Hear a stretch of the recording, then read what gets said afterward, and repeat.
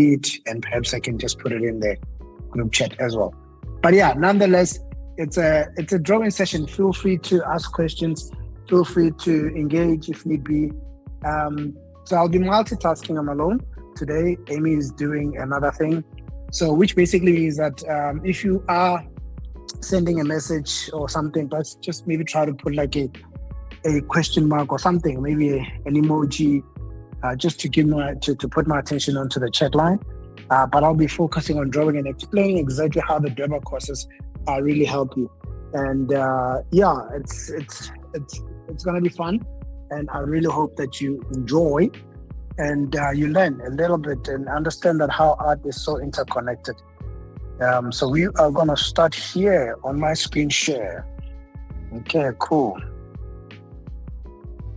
And I am just gonna close this so that I'm not distracted with anything else, and hide that and come back in here. And I believe I'm still sharing. Yeah. Okay, cool. Peter has got some new things. All right, cool. I generally like putting so in the first course, so we're gonna focus on, let's start with the first course. The first course is this one, right? Introduction to Digital. So in Introduction to Digital, what we cover, basically we cover the basics of Krita and understanding how to work Krita and so on and so forth. And just, we also have some few exercises. So I'm just gonna take this pen and move this over here, just so that as I'm talking, you guys can just keep knowing exactly what we're talking about. And all these actions that I'm doing, they're inside the free course. So we also show you how to start changing how to use different tools, like the bucket tool. The bucket tool is a tool where you can just flood everything. It's got its perks. I hate bucket tools. And then from there, obviously, to be able to manipulate this, you need to be able to just use this pin here. All right, cool. So now, the key thing as well that is important that we just recently introduced, and I know that you guys, you didn't have access to that. That key thing is exercises like digital drawing, warming up exercises, which are really, really cool. So I'm gonna write here intro. I'm creating a group, and this is what we also cover in the first course, how to create a group. Group is like files where you add different files in there. And I can just basically pop this layer in there, and I can hide it through that. I think there is a question or somebody just joined, I'm not too sure. Yeah, guys, feel free to interrupt me. If you have a question or anything like that, just because I can't see my screen, just talk to me. There's a question in the chat line or something, all right? So I'll be able to answer that. So intro course, I will start by these things called warm-ups, which I haven't done. I've been busy trying to set up this thing for you guys, so I haven't done warm-ups. So layer one, so what we do, I find a pencil. So this is my pencil over here. Pick up a pencil and do some warm-ups, okay? So what are warm-ups? This is very, very important, guys. It's very, very important that you understand that you will not draw anything. You will struggle to draw anything inside Krita, inside any digital platform if you don't improve your warm-ups. All right, if you don't warm up first. So the idea of warming up is just to be able to, so this is intro to digital. Excuse my handwriting. I'm a better artist than a writer. So you warm up. Thank you for that chuckle. At least I'm talking to people out there. So this is how you warm up. So you try to warm up using your wrist, your elbow, and obviously your shoulder to be able to do this. This we just recently recorded, and if you guys go back to your next Tuesday, if you go back to your intro course, you will be able to see all of this stuff. It's so cool. So we also have some very cool exercises where you can be able to do um, pencil and paper. So if you're just only using a digital pencil and paper, these exercises you'll be able to do. So I am learning, I'm practicing, I'm warming up. The idea here is to understand that everything that has got to do with talent, it's very difficult to just do it without having to warm up. If you're an athlete, you have to warm up. If you're a musician, you have to warm up your vocal cords, and and this is very very important. It's not like maths and science. Maths and science or maths 1 plus 1 will always be 2. You don't need to warm up for that. So this you have to kind of like calibrate your body to be able to draw. So I haven't done any drawing today, so it's very very important that I get to do these circles. And inside the course I explained exactly why these circles are important, because everything that you're going to be drawing, it's either going to involve a circle or a straight line or a curve. So, and you do straight lines.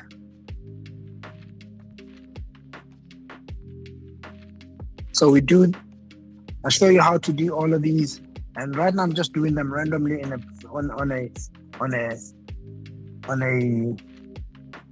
layer, but you will be able to do that. So your references, you can always just place your reference wherever convenient for you to see it. Okay, so we're still on intro course, and inside the intro course we also just loaded the mask assignment. The mask assignment, you should be able to now focus on the mask assignment and do it even on a piece of paper. I also show you how to draw masks. Earlier on we said to you just draw masks, but we never really showed you how to do that. We wanted you guys to just play around and see how you can get creative there. Now look at these circles, guys. These circles are getting better and better and better. You know, like I'm getting more refined, my hand is getting more refined, and it's not just circles, it's ellipses. So most importantly, make sure that your ellipses really feel good. And 1 2 3 1 2 3, and at this point you start realizing that it's either you're becoming too dark or anything like that. So this is where I really like going to my settings. So with your tablet you have these settings. So I'm just going to jump into my Krita software, XP Pen, and I'm going to go to my pen settings. This is very very important. Under your pen settings you can choose to bring down your tablet, especially when you're drawing. You feel like this thing is too runny, it's too fast, it's too quick, So you come under pen setting, there's this curve. You bring down the curve under so that it doesn't become too soft and too runny. That's the problem with digital. It's just been. So I want to show you the difference now. Look at that. Look at the darkness between these two lines. These over here. Right. So here I was just sketching and it was already dark immediately. But now it feels like a pencil. So like I need to work a little bit harder. So I get to feel the tablet a little bit more. All right. So that covers our introduction to Krita. Introduction to Krita now we've started adding more and more we started adding a little bit more of what you can be able to do inside technically what you can be able to do in Krita. And now we added more sketches where we teach you how to warm up. We show you how to warm up with straight lines and curves. We've got an exercise where we show you how to do your own digital art signature. Guys, it's very important to do your digital art signature because we believe that you're going to be an amazing artist at some point. And it's you're creating an identity. Every time when you create work, you have to put that signature over them.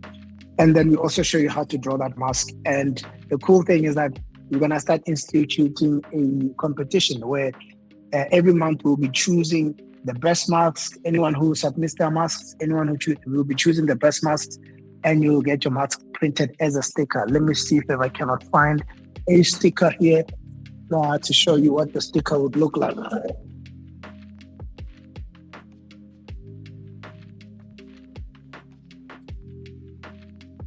So you will be able to create something like that.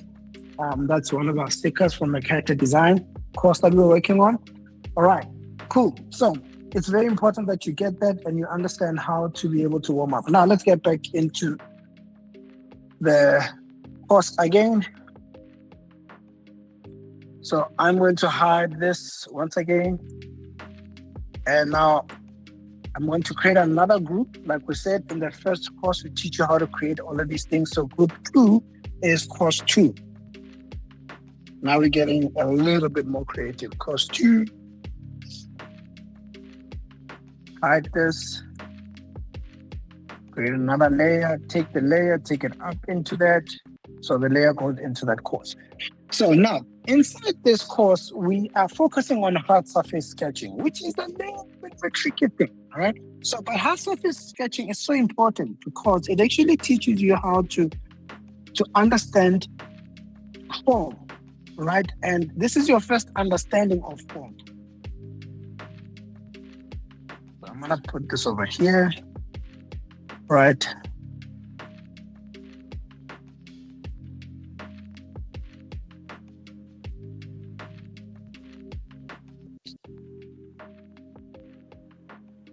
Surface, aka still life.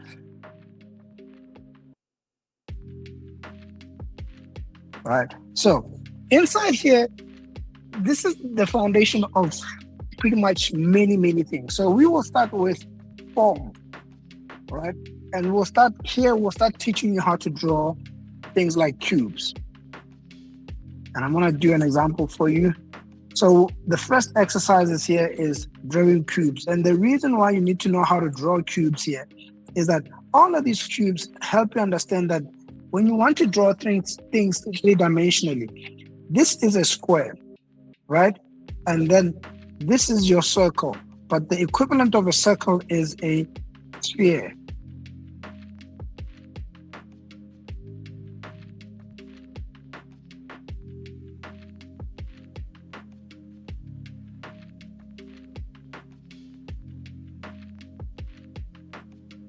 Cool. So you start getting a three-dimensional sphere. Just get a little bit bigger. Like, let's make the sphere look up.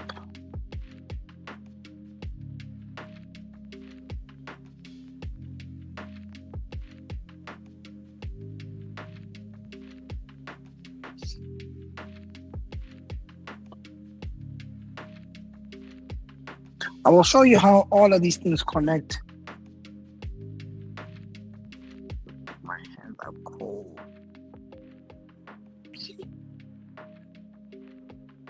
Cool. So this goes in there, this goes there. And once you learn how to draw a cube, you will be able to draw a cube from different directions. And this helps you understand the world as we see it. So I would assume that this will be like our dark side of the cube. And then we'll then go into a cylinder, which is very important. So a cylinder is almost like saying, okay, I've got a rectangle and what is that rectangle in three-dimensional space? That rectangle in three-dimensional space is going to be your cylinder. So we will show you, we encourage you to be able to draw this stuff very well and as often as you possibly can, so that you can understand how these relate to the world. So once you learn how to draw this, you can be able to draw a mark, and you'll see how this thing that I'm doing here will impact your anatomy drawing right at the end when you start learning how to draw anatomy. So all of these things then become three-dimensional drawing.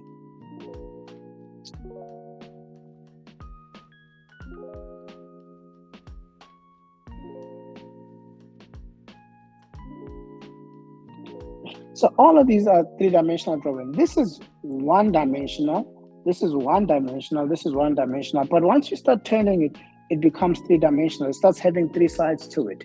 And that's very important whenever you start drawing all of these things, to be able to understand the three-dimensionality of things and space. And why is it so important to understand that? Because the world around us, guys, is three-dimensional. yes, the cartoons that you watch on TV might be flat and might feel like they're just one-dimensional, but the world around us is three-dimensional. So it's very, very important that you understand that all of these things that you are learning, they help you understand and interpret the world in a more dynamic way. So we also take it further and say, okay, cool, how do we then take this and bring in perspective? We cover then that 1-point perspective or 2-point perspective. So I would take this and I will bring this over there. That will be my vanishing point, right? And I'll bring this over here as my 3-point perspective, as my vanishing point. V1, V2, V3. So this is basically my horizon line. And what does that mean? That basically means that I can draw this in any other way that I want it, but to make it even more dynamic. So inside there, we'll cover that perspective and say, cool, let's bring that in there. Let's bring this over there, and this over there, and this over there. Okay, cool. So everything will go to a horizon line, to a vanishing point. So that point goes to that vanishing point over there. This one goes to that vanishing point, and this one goes to that vanishing point, and this one goes to that vanishing point, and this one goes to this vanishing point because it's going down. That one goes to this vanishing point because it's going down. Now, what are we left with? We are left with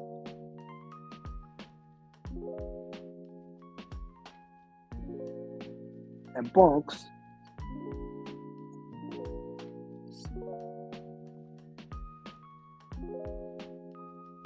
that is changing angles and that looks so dynamic.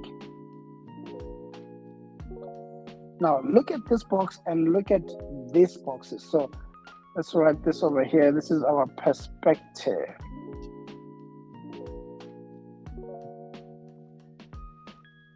Okay, so this box, all the sides look equal. It's three-dimensional, so it's turning, it's changing, but all the boxes look equal. So these are parallel.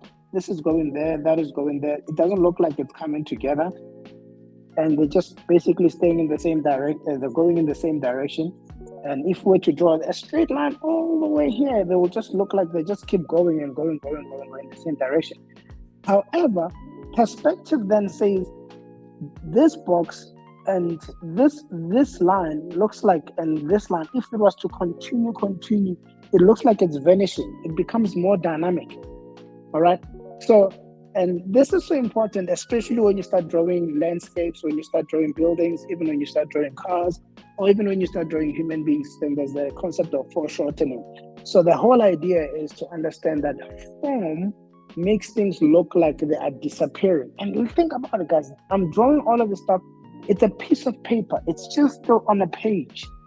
But on a page, you are still able to depict that concept as if things are disappearing. So that's why it's so important to understand the basics of what happens inside still life.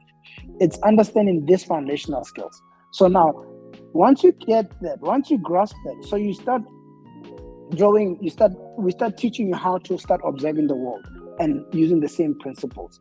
So let's see, let's start with this watch over here. And I'm gonna just try to do something very quick. Should I do the floor? Let me see.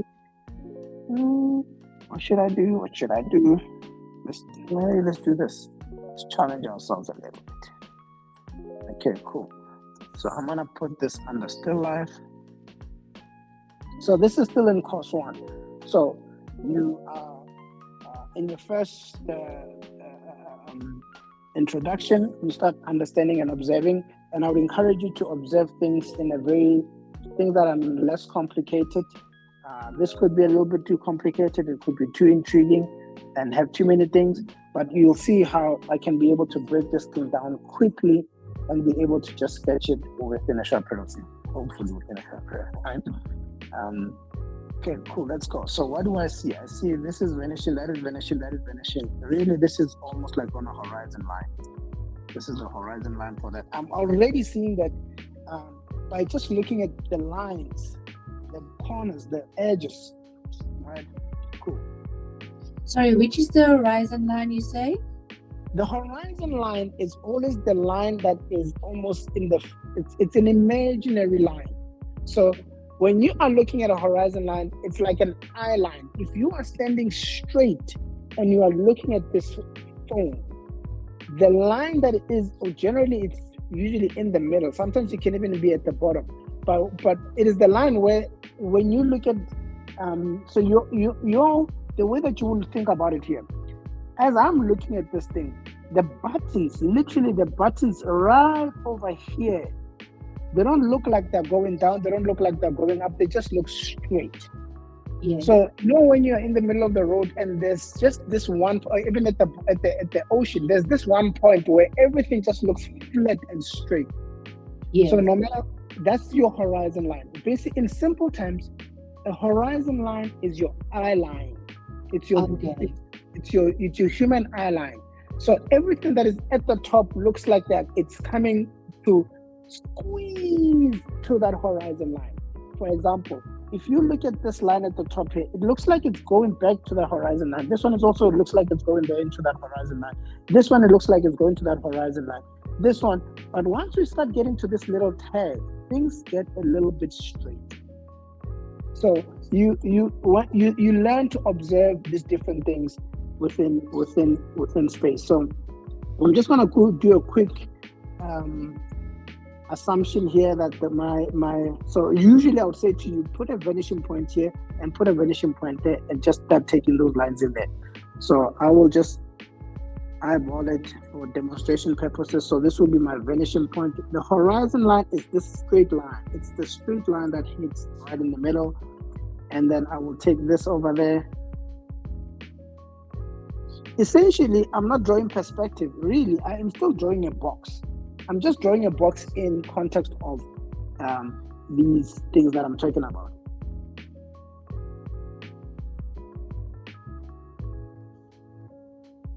And one more thing that we also encourage you guys to do, especially within this first course, I'm gonna just extend this line here. Can I do that? Yes, I can. Cool. So that is gonna go there. Cool.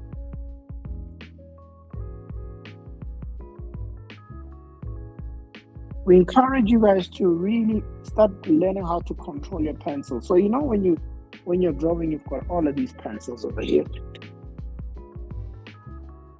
4B, HP. Yes.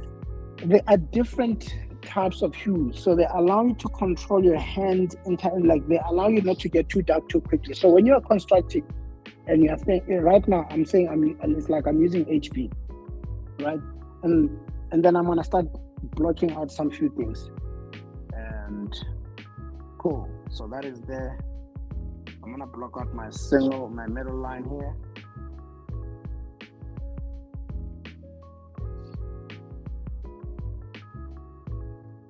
I'll try to do this as fast as I can because I've got a lot to cover.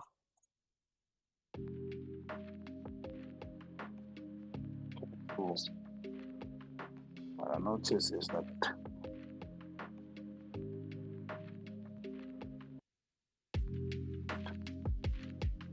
you just the whole point is just we're not trying to still life is not about perfection, it's understanding volume.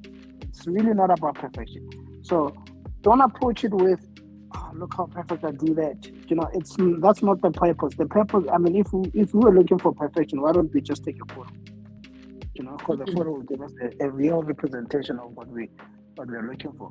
What we're looking for here is your own interpretation of what you're seeing, the world that you're seeing. Okay, cool. So I'm gonna get a little bit more confident and start darkening things here.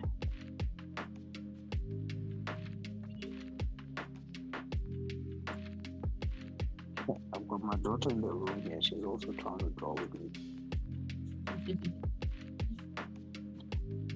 Okay, cool. So what am I seeing there? I'm seeing this that is doing that.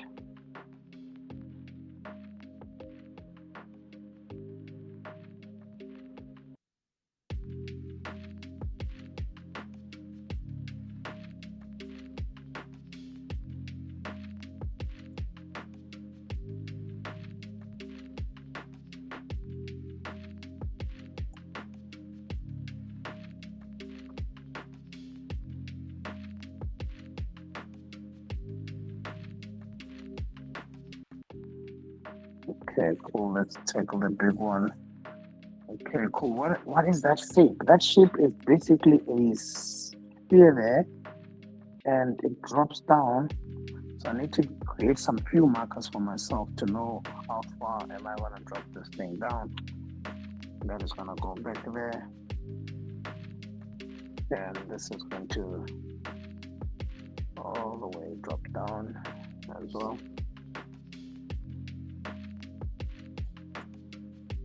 See those straight lines that we were practicing earlier on? Now they're coming. You see what I meant when I said when you learn how to do these straight lines, the straight lines keep reappearing as you draw. There's only three things that you'll always see. You'll always see either a straight line or a curve or a circle. So the circle that I'm drawing there and the straight line that I'm drawing over here, it's all coming together. Why was I warming up?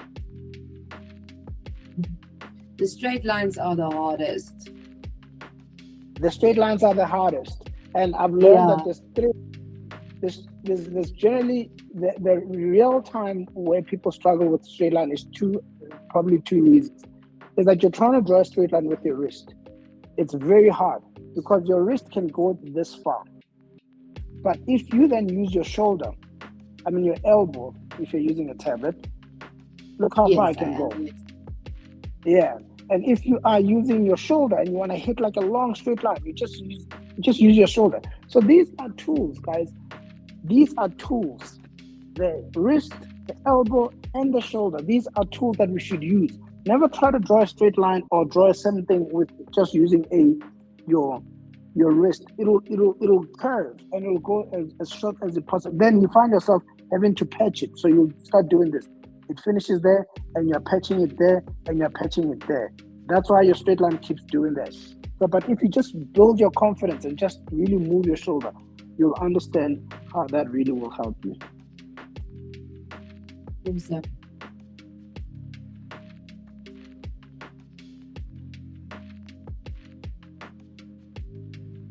Yeah, cool. I'm coming in here. So now I've kind of like created a marker for myself. So this really, it's nothing special.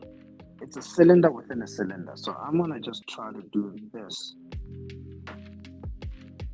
First cylinder, and that is the first cylinder that touches the thing, the surface, and this one is gonna be another cylinder that's gonna touch the surface here at the top. So what am I gonna do? I'll try to connect the dots.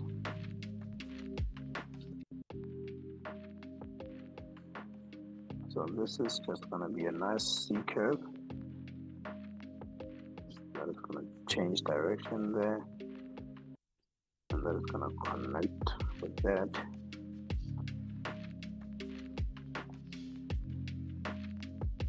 So now notice what I've been doing. I've been building confidence. Like I've been building some kind of confidence for myself. So what do I mean? I might not necessarily see exactly what this thing looks like, but I'm creating these markers for myself. And once I know what those markers look like, there's a confidence then that builds, then I start going, So it's sometimes a little bit difficult to see exactly how that line looks like, but once you start getting an understanding of the place markers that you've created for yourself, then you start getting confident into pushing those lines and making sure that those lines really make sense.